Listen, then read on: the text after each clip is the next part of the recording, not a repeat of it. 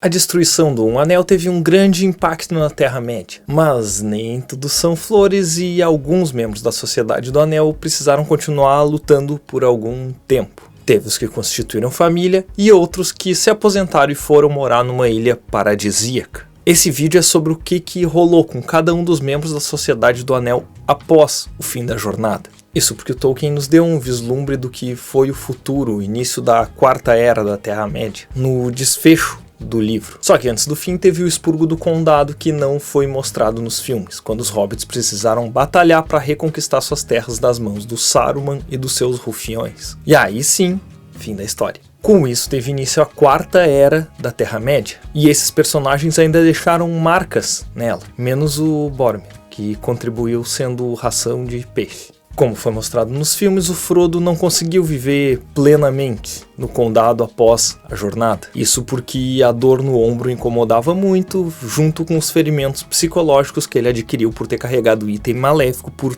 tanto tempo. Então, enquanto ele permanecesse na Terra-média, que ainda tinha resíduos desse mal, ele sentiria esses traumas. Por isso ele termina de escrever o seu livro lá e de volta outra vez, e parte para o oeste com Gandalf e o Bilbo, mas não sem antes servir aos hobbits como vice-prefeito e deixar o futuro deles garantido. Antes de ir, ele ainda deixa o livro vermelho para que o Sam continue os contos. Já o Sam se casou com a Rose, a garota dos seus sonhos. A princípio eles se mudaram para Bolsão com o Frodo e depois que ele partiu herdaram as suas terras. Eles tiveram 13 filhos, 4 deles com nomes que homenageavam seus companheiros hobbits de viagem. Ele acabou se tornando uma figura importante no condado e foi o prefeito por 49 anos. Só que após o falecimento da sua esposa, ele conseguiu um alvará para ir para as Terras Imortais, uma vez que ele carregou um anel por um curto período de tempo, e assim ele e o Frodo passaram os seus últimos dias juntos nesse lugar paradisíaco. O Merry retornou ao condado como o maior hobbit de todos, por ter tomado a Água dos Ents, e se casou com a Stella Bolger, irmã do Fat Bolger, que ajuda eles lá no início, quando eles precisam partir em segredo do condado. Não se sabe quantos filhos eles tiveram, mas tiveram. Assim como o Sam,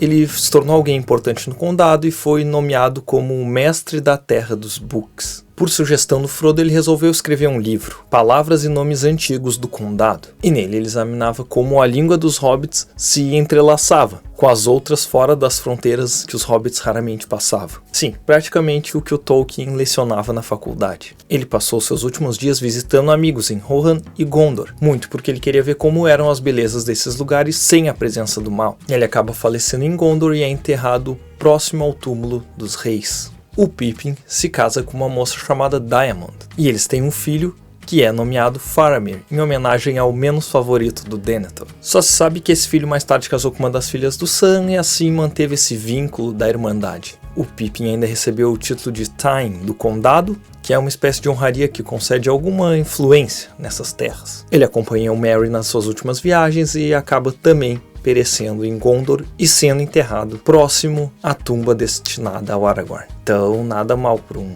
Tuque tolo. O Gandalf nos filmes a gente vê indo também para Valinor, só que antes ele passa para ter uma conversinha misteriosa com o Tom Bombadil. Antes de vir para a Terra-média, esse mago era um Maia, conhecido como Olorin. E em Valinor ele poderia voltar à sua forma angelical, mas talvez ele tenha permanecido na sua forma de mago velho para ficar mais próximo aos seus amigos que já estavam por lá. Só que quem teve talvez mais trabalho após a conclusão da Guerra do Anel foi o Aragorn, pois ele se tornou o rei, casou-se com a elfa Arwen e tiveram o Eldarion. Mas isso a Arwen já tinha previsto. Ela só não previu o quão difícil é ser mãe, senão eu tinha desistido. Acontece que o Aragorn assume como missão unificar os reinos dos homens. Assim ele criou o Reino Unido e trouxe Gondor de volta à glória antiga. Nos primeiros anos de governo, ele e o Elmer vão para leste e para o sul, para tentar amenizar as antigas rugas que Gondor tinha com os homens de Hum e Harad, pelo tanto de tempo que eles foram corrompidos pelo Sauron e seus ideais. Com ele no comando, os humanos acabaram estreitando relações com os elfos e anãos, e ele declarou que Rohan e o condado,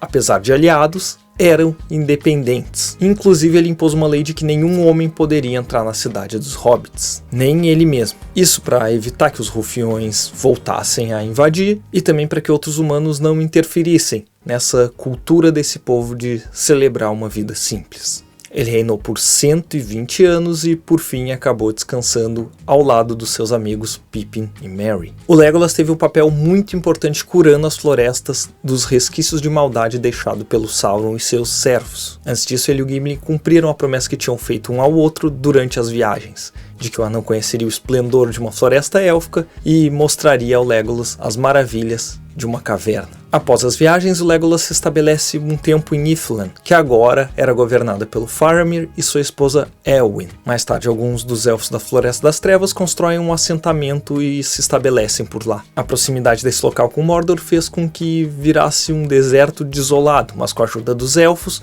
o Faramir e seu povo conseguiram fazer com que essa região voltasse a brotar. Quando o elfo achou que seu trabalho na Terra-média estava pronto, navegou com seu amigo anão rumo às Terras Imortais. Isso porque, por serem os primogênitos do Eru Ilúvatar, todos os elfos tinham permissão para entrar. Só que isso não incluía um acompanhante. Mas antes de relatar como o Gimli partiu junto, vale dizer que além de ajudar o Legolas a restaurar as florestas, enquanto esse elfo morou em Ithilien, o anão conduziu parte do seu povo às cavernas brilhantes próximas ao abismo de Helm. Lá eles passaram a habitar e ele se tornou o senhor das cavernas brilhantes. Esses anãos acabaram estabelecendo uma amizade próxima com os humanos de Rohan, e outros desse povo retomaram as minerações nas minas Moria, agora livre do Balrog. Por fim, o Gimli acaba aceitando o convite do seu amigo elfo e vai pro oeste. Mas talvez ele só tenha sido aceito lá pelas bênçãos do próprio Legolas, do Elrond, da Galadriel e do Gandalf. Claro que a amizade com Legolas foi o principal motivo por ele ter ido.